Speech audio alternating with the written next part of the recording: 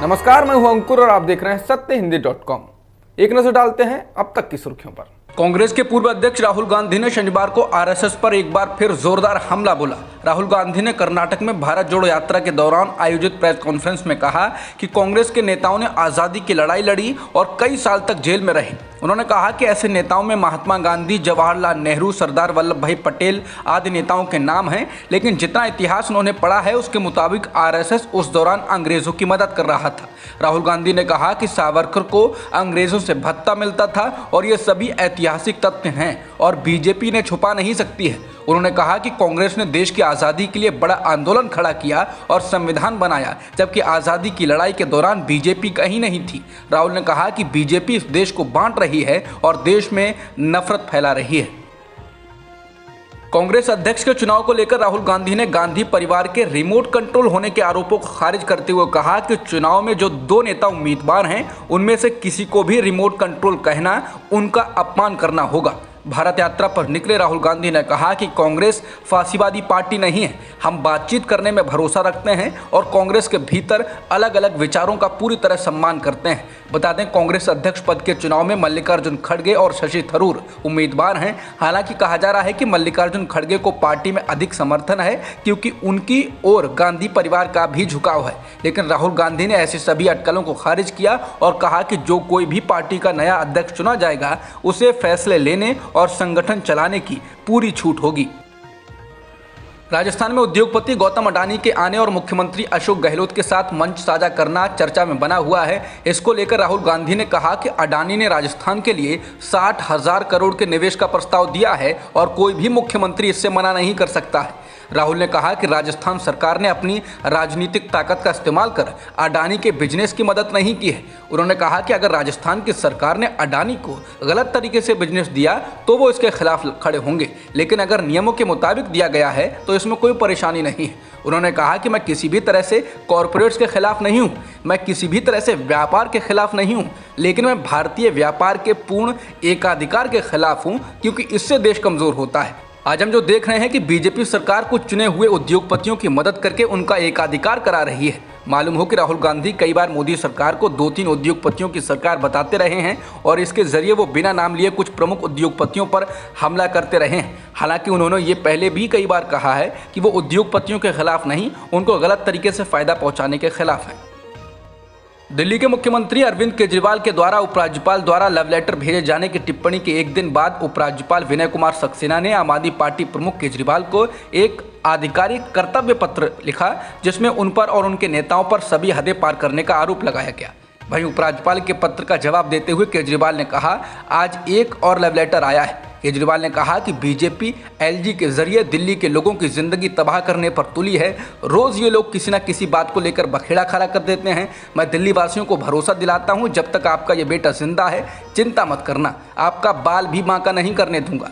वहीं उपराज्यपाल ने अपने पत्र में कहा है कि अरविंद केजरीवाल जी अपने डिप्टी सीएम मनीष सिसोदिया और पार्टी के लोगों द्वारा फैलाए जा रहे निराधार और तथ्यहीन भ्रामक बयानों का संज्ञान लें। मुझे खेद है कि आपने और आपके नेताओं ने सभी हदें पार कर दी हैं और संवैधानिक कर्तव्यों, प्रशासनिक जिम्मेदारियों और शासन से भाग रहे हैं। आपकी सरकार जो विज्ञापनों और भाषणों के सहारे चलती है, वास्तविक काम से खुद को अलग करती दिख रही है। सक्सेना ने केजरीवाल को 6 पन्नों का पत्र लिखा। दिल्ली में आम आदमी पार्टी की सरकार में मंत्री राजेंद्र पाल गौतम की कथित हिंदू विरोधी टिप्पणी को लेकर बीजेपी हमलावर है। बीजेपी ने इसका गुजरात में जमकर विरोध करना शुरू कर दिया है और विरोध करते हुए गुजरात के वडोदरा में बीजेपी समर्थकों ने अरविंद केजरीवाल और भगवंत मान की एक रैली से पहले पार्टी के बैनर और पोस्टर फाड़ दिए। ये विरोध और तोड़फोड़ शाम 4 बजे से ठीक पहले हुई, जब आम आदमी पार्टी को पीएम नरेंद्र मोदी के गृह राज्य में अपने अभियान के तहत तिरंगा यात्रा करनी थी। बता दें, केजरीवाल के मंत्री गौतम ने एक कार्यक्रम में हिस्सा लिया था जिसमें वो बाबा साहिब अम्बेडकर के द्वारा ली गई शपथ को दोहरा रहे थे। अम्बेडकर के द्वारा ली गई 22 शपथ में से एक शपथ ऐसी भी है जिसमें वो हिंदू देवी देवताओं को मानने और पूजने से मना करते हैं। ये शपथ भी केजरीवाल के मंत्री दोहरा रहे थे और साथ में सभा में मौजूद बाकी बौद्ध धर्म के लोग भी ऐसा कर रहे थे, जिसके बाद बीजेपी ने हंगामा कर दिया और केजरीवाल को हिंदू विरोधी होने का आरोप लगाया। साथ ही मंत्री की बर्खास्तगी की लगातार मांग हो रही है। वहीं गुजरात में रैली से पहले बीजेपी समर्थकों के द्वारा पोस्टर बैनर फाड़े जाने को लेकर आम आदमी पार्टी के नेता दुर्गेश पाठक ने कहा है, ये गुंडागर्दी गुजरात में बीजेपी की हार की बौखलाहट को दिखा रही है। आरएसएस प्रमुख मोहन भागवत ने जाति और वर्ण व्यवस्था को लेकर ऐसा बयान दिया है कि लोगों को भरोसा नहीं हो पा रहा है। आरएसएस प्रमुख मोहन भागवत ने जाति और वर्ण व्यवस्था को खत्म करने की वकालत की है। समाचार एजेंसी पीटीआई के मुताबिक एक कार्यक्रम में आरएसएस प्रमुख ने शुक्रवार को कहा कि वर्ण और जाति की अवधारणा भूलनी होगी। आज अगर कोई इस बारे में बात करे तो समाज का हित चाहने वाले हर व्यक्ति को ये कहना चाहिए कि वर्ण और जाति व्यवस्था पुरानी सोच थी जिसको अब भूल जाना चाहिए। उन्होंने कहा कि ऐसी कोई भी चीज़ जो भेदभाव पैदा कर रही हो उसे हर तरह से खारिज कर देना चाहिए। भारत हो या फिर कोई और देश, पिछली पीढ़ियों ने गलतियां ज़रूर की हैं। उन्होंने कहा कि समाज का भला सोचने वाले लोगों को ये मानना पड़ेगा कि वर्ण और जाति व्यवस्था पुरानी व्यवस्था थी जो अब प्रासंगिक नहीं है। मोहन भागवत ने कहा कि हमें उन गलतियों को स्वीकार करने में कोई समस्या नहीं, और अगर आपको ये लगता है कि हमारे पूर्वजों ने गलती की है, अगर हम ये मान लेंगे तो उनका महत्व कम हो जाएगा, तो ऐसा नहीं है, क्योंकि हर किसी के पूर्वजों ने गलतियां की हैं। बिहार के मुख्यमंत्री नीतीश कुमार ने आज सहयोगी लालू प्रसाद यादव और उनके परिवार के खिलाफ दायर की गई सीबीआई के चार्जशीट को लेकर लालू प्रसाद का बचाव किया।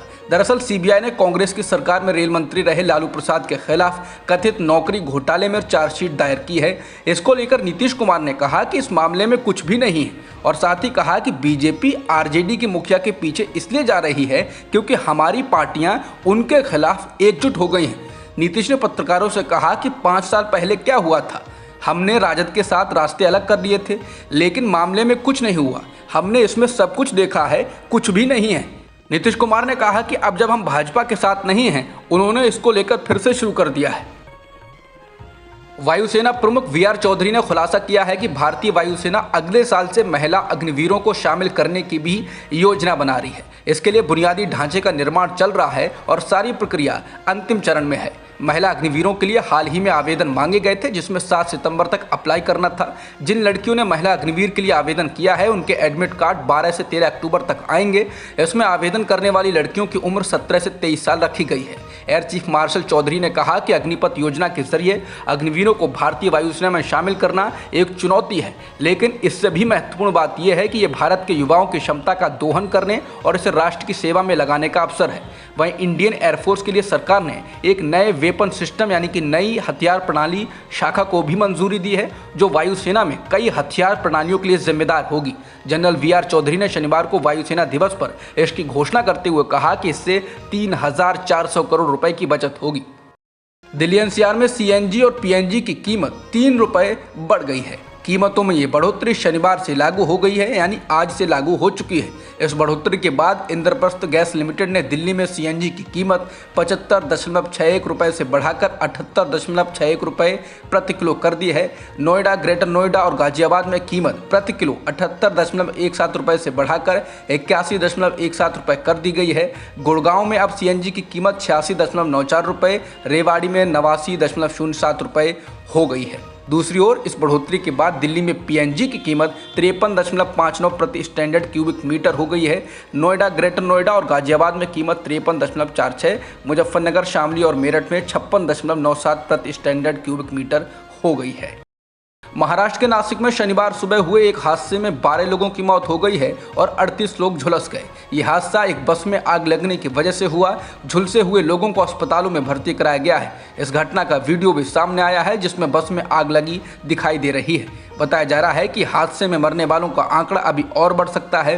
पुलिस अफसरों ने बताया कि एक लग्जरी पैसेंजर बस थी और जिस वक्त ये हादसा हुआ उस वक्त ये नासिक औरंगाबाद हाईवे पर जा रही थी। बस में आग कैसे लगी इसका पता अभी नहीं चल सका है। अब तक की खबरों में इतना ही। बाकी खबरों के लिए बने रहिए सत्यहिंदी.com के साथ।